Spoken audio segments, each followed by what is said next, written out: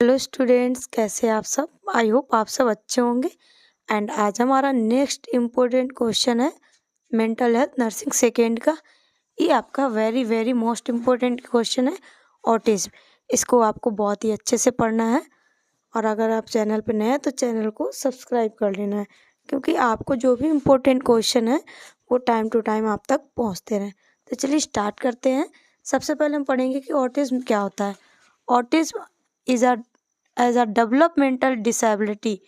ये आपकी एक टाइप की डिसेबिलिटी होती है। किससे रिलेटेड होती है? डेवलपमेंटल से। Result from the central nervous system disorder. और ये किससे कनेक्ट होती है? आपकी सेंट्रल नर्वस सिस्टम से।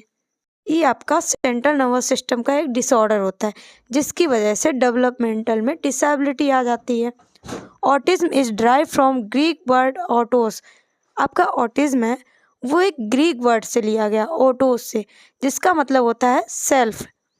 Children are marked by delay in their social interaction. इसकी वजह से क्या होता है, जो बच्चे होते हैं, चिल्ड्रन होते हैं, उनमें सोशल इंटरेक्शन बहुत देर से होता है। लोगों के साथ कम्युनिकेशन करना, बातचीत करना, चीज़ों को समझना, ये सारी चीज़ें बहुत डिले होती हैं इस कंडीशन में। सिम्बॉलिक और इमेजिनेटिव प्ले, और कोई भी सिम्बॉलिक चीज़ें हो गई, और कम्युनिकेशन और इमेजिनेटिव प्ले हो गया, वो सारी चीज़ें नहीं। इसमें आप सिंपल वर्ड में ये समझ लिए कि इसमें जो ग्रोथ होगा वो टाइम से नहीं होगा।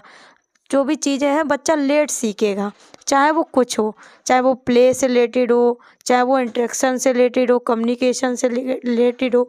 और जो बच्चे का लैक ऑफ इंटरेस्ट, जो भी चीज़ों में इंटरेस्ट लेता है बच्चा, वो चीज़ की आपको उसमें कमी दिखेगी। अभी अदर पीपल होंगे उनके साथ में उसको बिल्कुल भी इंटरेस्ट नहीं आएगा।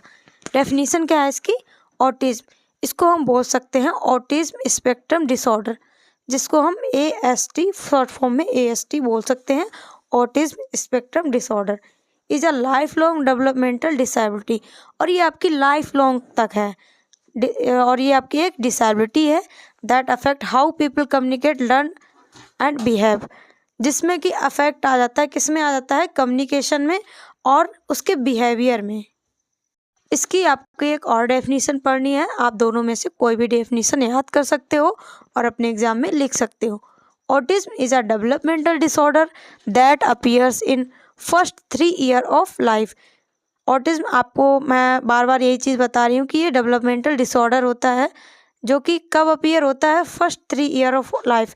जब बच्चा 3 साल का होता है तब आपको ये डिसऑर्डर देखने को मिलेगा। And affect the brain normal development, जो कि आपके ब्रेन के डेवलपमेंट को अफेक्ट करता है। And social and communication skill, जिसकी वजह से उसमें डिले में होता है। जो भी इंटरेक्शन को, कोई भी सोशल एक्टिविटी हो गई, कोई भी कम्युनिकेशन हो गया, कोई भी स्किल हो गई, वो सारी चीज़ें उसमें लेट होती हैं। नेक्स्ट हम लोग पढ़ेंगे इसका इटियोलॉजी, इसका कॉज क्या है जिसकी वजह से ऑटिज्म कॉज करता है। पहला आपका है जेनेटिक फैक्टर, मोर इन मोनोजाइगेटिक ट्विंस। जिसमें क्या होता है? मोनोजाइगेटिक ट्विंस क्या होता है? उसमें एक होता है और आपके जो बेबी होते हैं वो 2 होते हैं।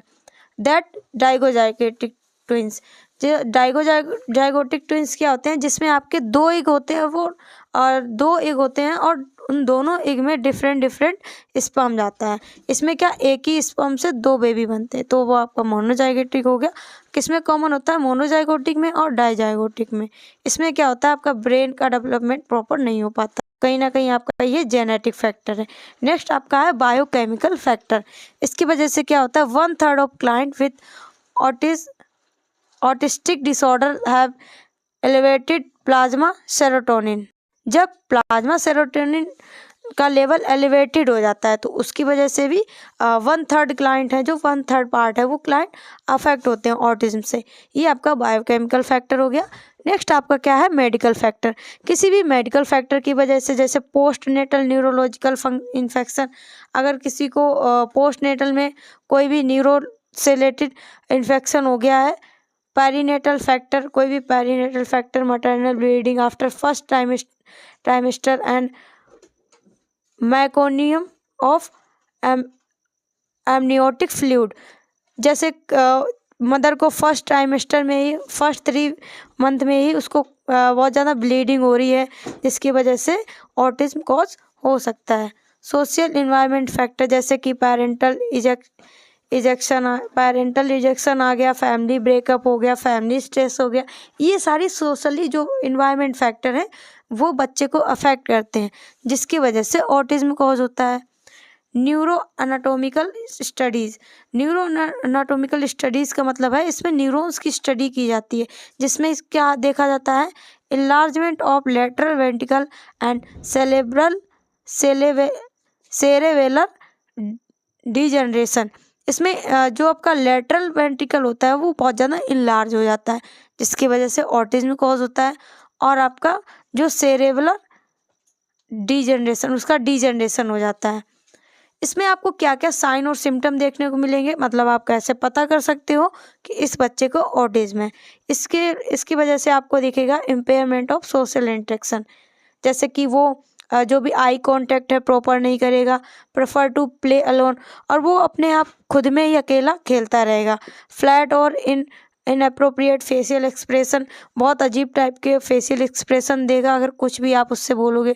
Do not share interest with other, और वो अदर पीपल के साथ में इतना इन्वॉल्वमेंट नहीं होता कि वो अदर बच्चों के साथ में भी खेले, ऐसा नहीं होता है।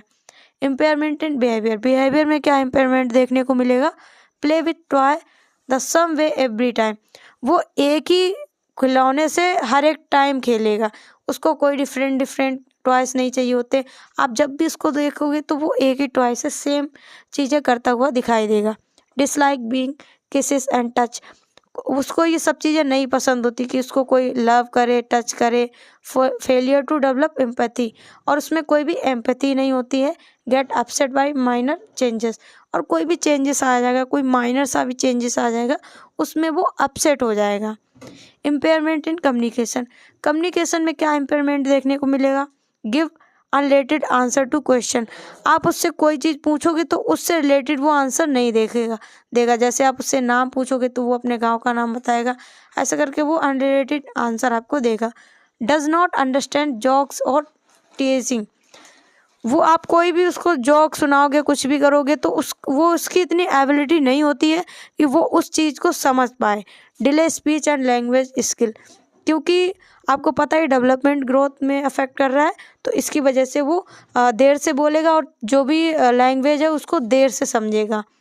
अदर सिम्टम जैसे hyper activity, short attention span, ज़्यादा किसी पे ज़्यादा देर तक वो अटेंशन अपना नहीं दे सकता है।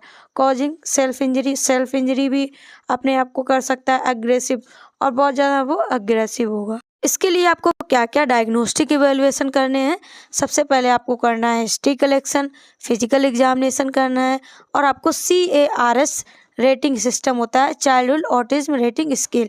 ये एक स्केल होती है जिसके थ्रू हम बच्चे का जो इम्पेयरमेंट है वो चेक करते हैं। चेकलिस्ट, एक चेकलिस्ट होती है जिससे कि हम उससे कुछ जो भी चेकलिस्ट होती है उससे रिलेटेड उसको असेस करते हैं। ऑटिज्म स्क्रीनिंग क्वेश्चनरी, और उससे क्वेश्चन करते हैं। मैनेजमेंट, इसका मैनेजमेंट क्या होगा अगर किसी बच्चे को ऑटिज्म है।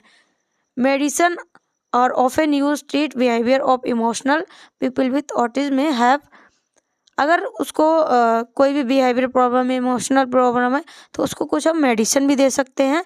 मोस्टली यूज ड्रग और लिथियम, और सबसे ज़्यादा जो ड्रग यूज़ की जाती है वो आपकी की जाती है लिथियम। इसमें आपको बिहेवियर थेरेपी देना, ऑक्यूपेशनल थेरेपी देना है, स्पीच थेरेपी देना है, साइकोथेरेपी देना है। नेक्स्ट हम पढ़ेंगे इसका नर्सिंग मैनेजमेंट। नर्स को क्या मैनेजमेंट करना है, प्रोवाइड इंडिविजुअलाइज केयर, उसको इंडिविजुअलाइज केयर देना है, एक टाइम पे उसको एक ही पेशेंट को केयर देना है। Meet the basic need in child unable to express, उसकी जो भी बेसिक नीड है वो आपको फुलफिल करनी है। Teach the child self care activities, और बच्चे को आपको बहुत ही अच्छे तरीके से समझाना है कि वो अपनी सारी एक्टिविटीज़ खुद से कर सके। Motivate the child to express it need, और चाइल्ड को मोटिवेट करना है कि आपको ये काम कैसे करना है अपने लिए। Encourage to vocalize with sound games and songs, और बच्चे को आप अगर आप टीचिंग दे रहे हो, मोटिवेट कर रहे हो, तो आपको वर्बली नहीं करना है, आपको उसको साउंड के थ्रू, गेम के थ्रू, सॉन्ग के थ्रू उसमें एक्टिविटीज़ और बढ़ानी है। Identify desire behaviour and reward it, और आपको उसको बिहेवियर को समझना है। अगर वो अच्छा कोई काम कर रहा है तो उसको रिवार्ड भी देना है, उसको चॉकलेट गिफ्ट आप दे सकते हो। Motivate the child express communication if need, और आपको उस बच्चे को कम्युनिकेशन के लिए मोटिवेट करना है। तो ये था हमारा आज का टॉपिक ऑटिज्म। अगर आपको इस टॉपिक से रिलेटेड कोई भी डाउट है तो वो आप कमेंट में पूछ सकते हो। तो कैसा लगा वीडियो आज का? वीडियो अच्छा लगा तो वीडियो को लाइक करें, चैनल पर नया है तो चैनल को सब्सक्राइब करें। Thank you for watching my video. Subscribe for more content.